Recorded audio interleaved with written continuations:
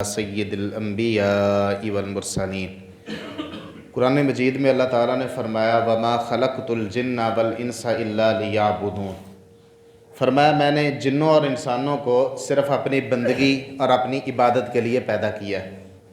अल्लाह ताला ने इंसान के लिए दुनिया में बड़ी नेमतें बनाई हैं, बड़ी फ़ायदे की चीज़ें अल्लाह ताला ने इंसानों के लिए बनाई हैं और बंदों से अल्लाह ने मुतालबा ये किया है कि ये सारी चीज़ें तुम्हारे फ़ायदे के लिए हैं, तुम्हारे नफ़े के लिए हैं, लेकिन तुम्हें मैंने बनाया है अपने लिए। तुमने मेरी इबादत करनी और इबादत की बेहतरीन शक्ल नमाज है।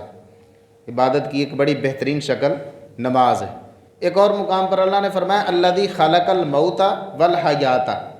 अल्लाह ताला ने ज़िंदगी को बनाया है और मौत को बनाया है। वजह क्या है? लियब्लुवकुम अय्युकुम अहसनु अमला। अल्लाह ताला देखे, अल्लाह आज़माए कि तुम में से कौन बंदा अच्छे अमाल करने वाला है। तो मोहतरम भाइयों, एक बड़ी अहम बात की तरफ तवज्जो दिलाना मकसूद है। हमारे भाइयों में से अक्सर भाई नमाज़ पढ़ने आते हैं, लेकिन नमाज़ पढ़ के फ़ौरी तौर पर उठने की करते हैं। गोया कि अगर आप इस तरह कह लें तो शायद ये मुबालगा ना हो कि एक तरफ सलाम बाद में फिरता है, एक तरफ अभी रहता होता है और वो जूतों वाली जगह पर पहुँचे होते हैं, फ़ौरी तौर पर उठने की करते हैं। देखिए, इंसान है, कभी कभार कोई ऐसा मसला, कोई एमरजेंसी बन सकती है कि बंदे को सलाम फेरने के फ़ौरी बाद उठना पड़ता है। कारोबारी लिहाज से कोई एमरजेंसी बाज़ औक़ात कभी कभार बन जाती है, या मिसाल के तौर पर क़ज़ाए हाजत का कोई मसला, इस तरह के दीगर मसाइल में बाज़ औक़ात बंदे को फ़ौरी उठना पड़ता है, लेकिन ये मामला होता है कभी कभार का। लेकिन जिन बंदों की मैं बात कर रहा हूँ वो अक्सर ही मामला इस तरह करते हैं, रूटीन का ही उनका मामला है, रूटीन वाइज में ही बस दूसरी तरफ सलाम बाद में फिरता और वो पहले उठ खड़े होते हैं। तो इसमें दो बहुत बड़ी कबाहतें पाई जाती हैं इस तरह करने में। पहली बात तो ये है कि जब फ़ौरी तौर पर बंदे उठते हैं तो देखा गया है कि पीछे बंदे नमाज़ पढ़ रहे होते हैं और वो कोई परवाह नहीं करते, वो उनके आगे से गुज़र कर अपना जाने की करते हैं। अब इसका गुनाह कितना बड़ा है किसी नमाजी के आगे से गुज़रना, जो बंदा नमाज़ पढ़ रहा हो।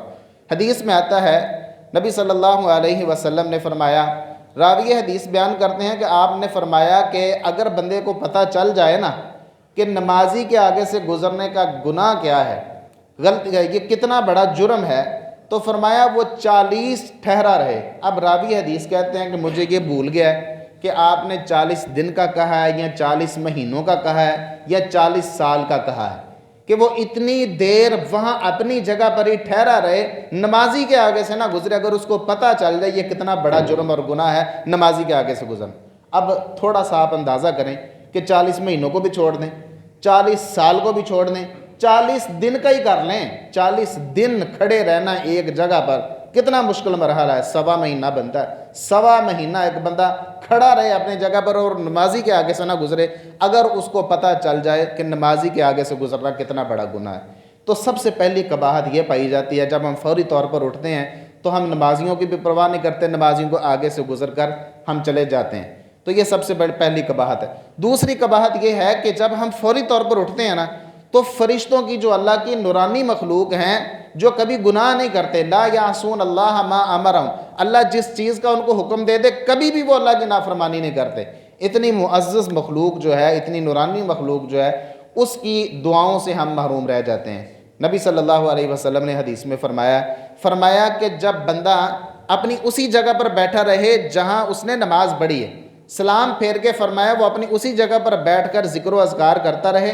जब तक वो ज़िक्र व अज़कार करता रहेगा, अल्लाह के नूरानी फ़रिश्ते, जो फ़रिश्ते हैं जो अल्लाह ताला की नेक मखलूक बनाई है, बड़ी नेक मखलूक है, फरमाया वो उस बंदे के लिए तब तक दुआ करते रहते हैं जब तक वो अपनी उसी जगह पर बैठ कर ज़िक्र व अज़कार करता रहता है जहाँ उसने नमाज़ पढ़ी थी। तो ये फ़रिश्तों की दुआओं से भी हम महरूम हो जाते हैं। और फिर जब नमाजी के आगे से गुज़रते हैं तो फिर हम बहुत बड़े गुनाह का और बहुत बड़े जुर्म का भी शिकार होते हैं। तो ये दोनों बड़ी अहम कबाहतें हैं जो हमें इस लिहाज से पाई जाती हैं जब हम फौरी तौर पर उठते हैं। तो कभी कभार अगर एमरजेंसी हो, कोई ऐसा मसला बन गया, इंसान है किसी टाइम बन जाता है, फौरी उठना पड़ता है, कभी कभार का मामला तो समझ में आता है। लेकिन जिन भाइयों की रूटीन है उन्हें अपनी इस बात पर, अपने इस काम पर नज़र षानी करनी चाहिए और कोशिश करनी चाहिए कि सलाम के बाद आप थोड़ा बहुत ज़िक्र व अज़कार करें, सुन्नतें वगैरह पढ़ें, उसके बाद आप अपने कारोबार को या अपने घर की तरफ चले जाएँ। अल्लाह ताला हमें अमल की तौफीक दे। व आखिर दावाना।